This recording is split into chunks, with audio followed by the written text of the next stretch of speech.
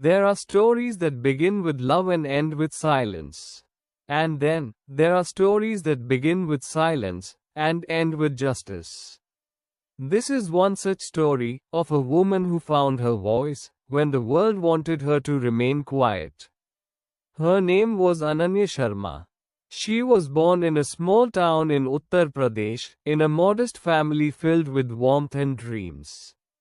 Her father was a school teacher, and her mother, a homemaker with the gentlest smile. Ananya grew up watching her parents live a simple life, where respect mattered more than wealth. As a little girl, she loved reading law stories from her father's old newspapers. She didn't know then that one day, the same law she admired from afar would become her shield, her hope, her truth. Life moved on. Ananya finished her education, graduated in literature, and like many girls of her age, she dreamt of a beautiful marriage, a loving husband, a small home, and a life of peace. She met Samudra Sharma. Everything seemed perfect. Samudra was charming, confident, well-spoken, the kind of man who could make anyone believe that happiness was within reach. Her parents were delighted. After all, he came from a good family, was financially stable, and his words were as sweet as his promises.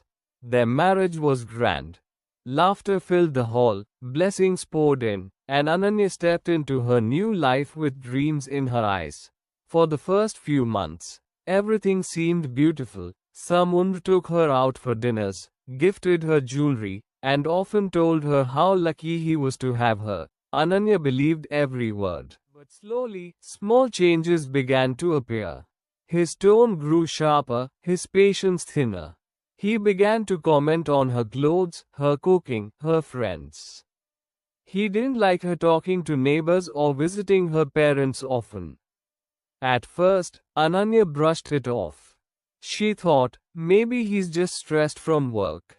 But the stress became a habit. He returned home angry and threw a cup at the wall. The sound startled her. It was the first time she saw that side of him, a flash of rage that frightened her. He apologized the next morning, bringing her flowers and a smile. She forgave him, because love, she believed, meant forgiveness. But the cycle continued. Days of calm were followed by storms. Every argument ended with shouting.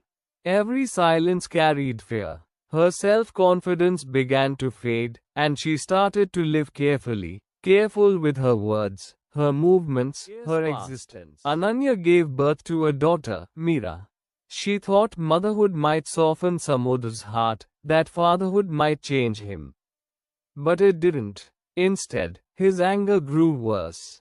He accused her of wasting money, of being careless, of being a bad wife. And whenever she tried to reason with him, he raised his hand. Sometimes she was pushed, sometimes slapped. Once, she fell and bruised her arm so badly that she couldn't lift Meera for days. But when her mother called, she lied. She said, "I slipped in the kitchen, Ma." Because that's what society teaches, that shame belongs to the woman, not the abuser. Inside, Ananya was fading away. Her laughter disappeared. Her eyes looked tired, her smile forced. Her dreams, once colorful, now lived in shadows. One rainy evening, Samudra came home late. He was drunk, furious over a failed business deal. The shouting began again, but this time it didn't end with words. He hit her so hard that she collapsed near the couch. As she lifted her face, she saw Meera, her little girl, standing in the doorway, crying silently. That image changed everything. Ananya realized that if she stayed, she was teaching her daughter to accept pain as normal. That night, after Samudra fell asleep, she sat by the window with bruises burning on her skin. The street outside was silent, but inside her heart, something began to speak. She whispered to herself, "No more silence. Not anymore." Before dawn, she packed a small bag, picked up Meera, and walked out of the house barefoot. The city was just waking up when she reached the women's shelter. She was shivering, from fear, from exhaustion, from freedom. The lady at the shelter offered her tea, and for the first time in years, someone listened to her story without judging her. The NGO workers encouraged her to file a complaint. At first, she hesitated. Filing a case against her husband felt terrifying.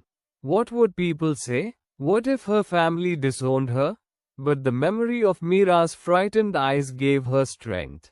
With the help of the NGO, she filed a case under Section 498A of the Indian Penal Code for cruelty by husband. It was the first time she spoke her truth in front of strangers, police officers, lawyers, and social workers. The process was slow and painful. The police asked countless questions. Relatives called her names: selfish, ungrateful, shameless. Some said she was destroying her marriage for money. Others said she was exaggerating. But this time, she didn't step back. Her lawyer, Advocate Asha Mehta, a compassionate woman who had seen many such cases, guided her patiently. Asha explained every step of the legal process, from filing the FIR to collecting evidence, to presenting her case in court. Ananya attended every hearing, no matter how difficult it was to face Samudra again. In the courtroom, she sat quietly, holding Mira's photo in her hand, as Samudra denied every allegation. His lawyer tried to paint her as a liar, but Ananya remained calm. The cross-examinations were tough. Each question felt like reopening a wound. But she answered every one of them, not with anger, but with truth. Months passed. There were days when she wanted to give up, days when the world seemed too heavy. But her lawyer reminded her, justice is slow, but it is steady. Don't lose hope. Outside the courtroom, Ananya volunteered at the shelter, helping other women write their complaints, telling them that they were not alone. She began to find strength not only in fighting her case, but in helping others fight theirs. And slowly, she began to feel proud again, proud of surviving. After 6 long months, the final hearing arrived. The courtroom was filled with tension.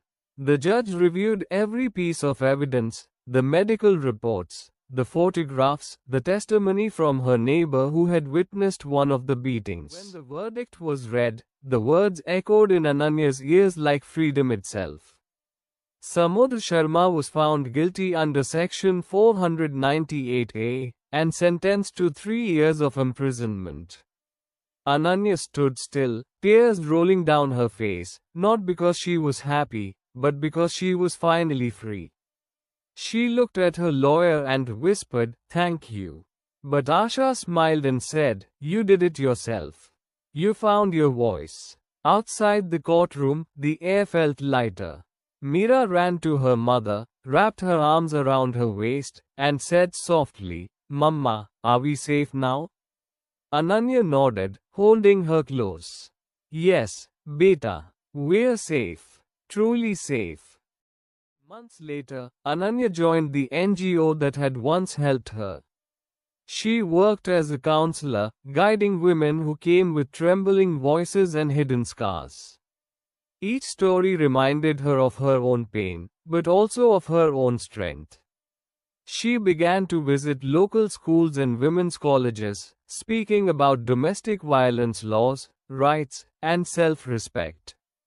Her speeches were not filled with legal jargon, they were filled with emotion, truth, and hope.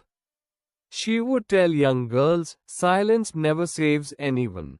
Speak up, even if your voice shakes. Slowly, she became a symbol of courage in her community. The same people who once whispered behind her back now respected her for standing tall. Years passed. Mira grew into a confident, educated young woman. She often helped her mother in NGO work. They lived in a small apartment, not luxurious, but peaceful, a home filled with laughter, not fear. One evening, as they watched the sunset together, Mira asked, "Ma, do you ever regret leaving Papa?"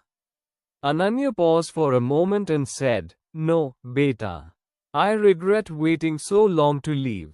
Mira smiled and hugged her mother. In that quiet moment, they both knew that their scars had turned into strength. Ananya's story became part of workshops, legal awareness programs, and newspaper features. But she never called herself a hero.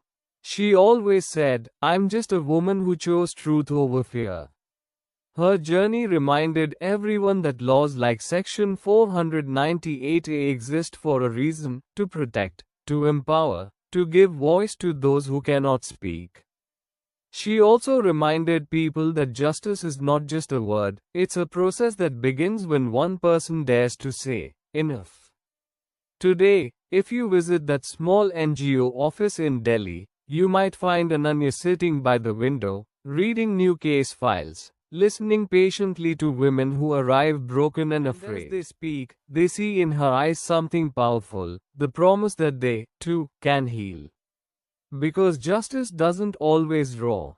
Sometimes, it whispers. Sometimes, it stands silently beside those who dare to believe. And sometimes, it lives in the smile of a woman who once thought she had lost everything, until she realized that courage was the only thing she truly needed. Ananya's life became her verdict, a silent one, but the loudest truth of all. This was the silent verdict, a story not of law alone, but of strength, faith, and the victory of the human spirit. Thank you for watching.